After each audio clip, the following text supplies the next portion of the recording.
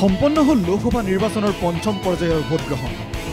৮ ৰাজ্য কেন্দ্ৰীয় শাসিত অঞ্চলৰ ৪৯টা সমষ্টিত পুৱাৰে পৰা ভোটগ্ৰহণ ইভিএমত বন্দী হয় বিভিন্ন দলৰ মুঠ ৬৯৫ প্ৰাৰ্থীৰ ভাগ্য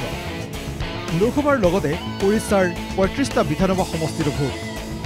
সোমবাৰে দেশৰ ৮খন ৰাজ্য আৰু কেন্দ্ৰীয় শাসিত অঞ্চলৰ মুঠ ৪৯টা সংসদীয় সমষ্টিত অনুষ্ঠিত হয় লোকসভা নিৰ্বাচনৰ পঞ্চম পৰ্যায়ৰ ভোটগ্ৰহণ কঠোৰ নিৰাপত্তাৰ মাজেৰে পুৱা ৭ বজাৰ পৰা প্ৰায় ৯৫,০০০ কেন্দ্ৰত অনুষ্ঠিত হয় ভোটগ্ৰহণ পঞ্চম পৰ্যায়ত উত্তৰ প্ৰদেশত সৰ্বাধিক ১৪টা সমষ্টিত ভোটগ্ৰহণ মহাৰাষ্ট্ৰৰ ১৩ পশ্চিমবংগৰ ৭ ওড়িশাৰ ৫ সমষ্টিত ভোট ইয়াৰ উপৰি ঝাৰখণ্ডৰ ৩টা কেন্দ্ৰীয় শাসিত বাৰামুলা লাডাখতো সম্পন্ন ভোটগ্ৰহণ পঞ্চম পৰ্যায়ত মুঠ ভোটাৰৰ সংখ্যা ৮.৯৫ কোটি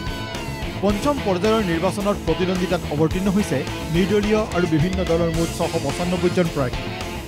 শাসনাধিষ্ঠিত বিজেপি আৰু বিৰোধীৰ কেইবাজনে হেভিৱেট প্ৰাৰ্থীৰ ভাগ্যবন্দী হয় পঞ্চম পৰ্যায়ৰ ভোটৰ জৰিয়তে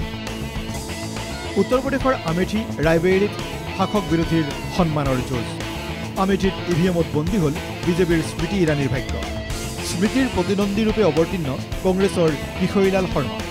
ৰায়বেৰিলিত কংগ্ৰেছৰ ৰাহুল গান্ধীৰ ভাগ্যবন্দী ইভিএমত লক্ষ্ণৌ সমষ্টিত নিৰ্ণয় হ'ব প্ৰতিৰক্ষা মন্ত্ৰী ৰাজনাথ সিঙৰ ভাগ্য বিহাৰৰ হাজিপুৰত প্ৰতিদ্বন্দ্বিতা এলজেপিৰ চিৰাগ পাছোৱানৰ জম্মু কাশ্মীৰৰ বাৰামুলাত বন্দী হ'ল এনচিৰ ওমৰ আব্দুল্লাৰ ভাগ্য লোকসভা নিৰ্বাচনৰ লগতে সোমবাৰে ওড়িশাৰ ৩৫টা বিধানসভা সমষ্টিতো অনুষ্ঠিত হয় ভোটগ্ৰহণ উল্লেখ্য যে লোকসভাৰ মুঠ ৫৪৩টা সমষ্টিৰ ভিতৰত পঞ্চম পৰ্যায়লৈকে ভোটগ্ৰহণ সম্পন্ন হয় মুঠ ৪২৮টা সমষ্টিৰ ভোটগ্ৰহণ নেশ্যনেল ডেস্ক NK TV